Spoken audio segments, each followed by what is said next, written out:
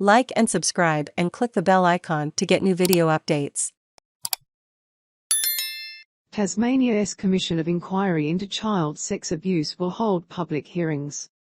Here is what will happen. Sam Leishman hopes the Commission of Inquiry looking at the Tasmanian government's responses to child sexual abuse in state institutions will provide answers and much-needed change.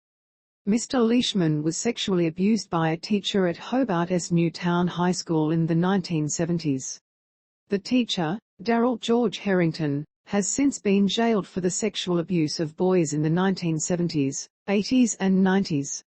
Education Department documents showed numerous complaints were made about Harington and that he was moved from school to school. For quite a few years now I've been trying to get some answers from the Department of Education about my own circumstances, and during that time I've found that I am not alone. There are a lot of people that are struggling to find answers regarding their own circumstances, he said. It looks like we're going to have a really deep, thorough investigation by the Commission of Inquiry as to why some of those problems have occurred in the past. Why does Tasmania need a Commission of Inquiry? In late 2020, then Premier Peter Gutwein, under increasing pressure as allegations relating to 3 departments mounted, announced a Commission of Inquiry to investigate the Tasmanian government's responses to child sexual abuse in state institutions. Those allegations related to the Education Department, the Launceston General Hospital, LGH, and the Ashley Youth Detention Centre. These, along with out-of-home care, will be the 4 key focus areas of the Commission.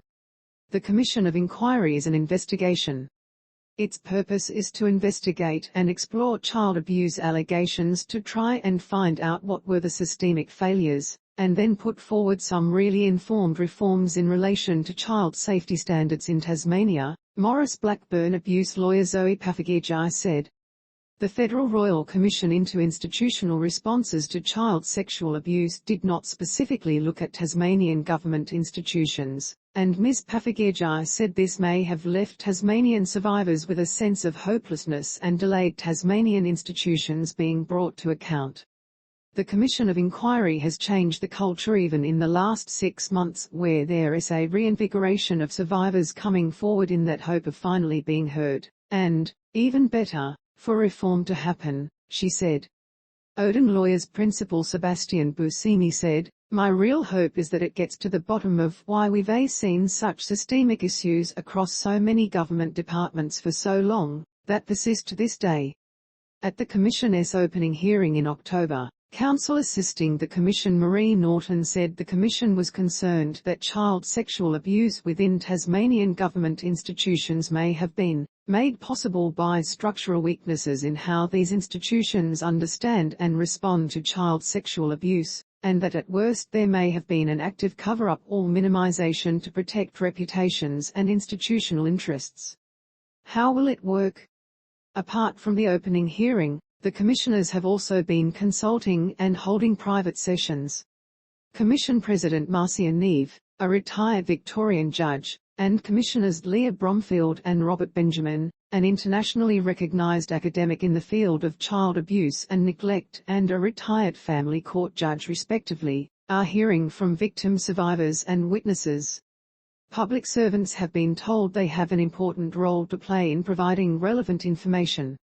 Mr. Leishman will give evidence in the public hearings, but he also spoke to one of the commissioners in a private session, something he said was a positive experience.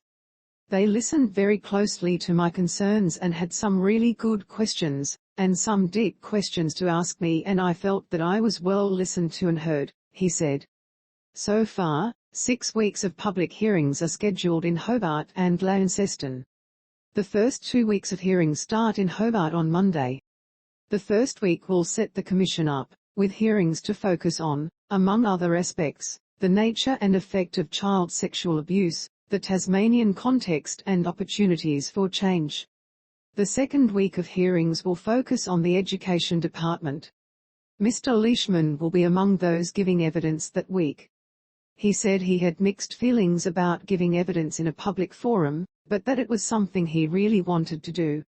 "I really want to see things laid on the table. I want to know what has gone wrong, And I want to take part in a process to make sure that things don't happen again in the future, that things are improved for future generations, he said. Hope and Nerve's Tiffany Skaggs, who was sexually abused by Launceston nurse James Jeffrey Griffin, will give evidence when the Commission's focus turns to the Health Department. Ms Skaggs is one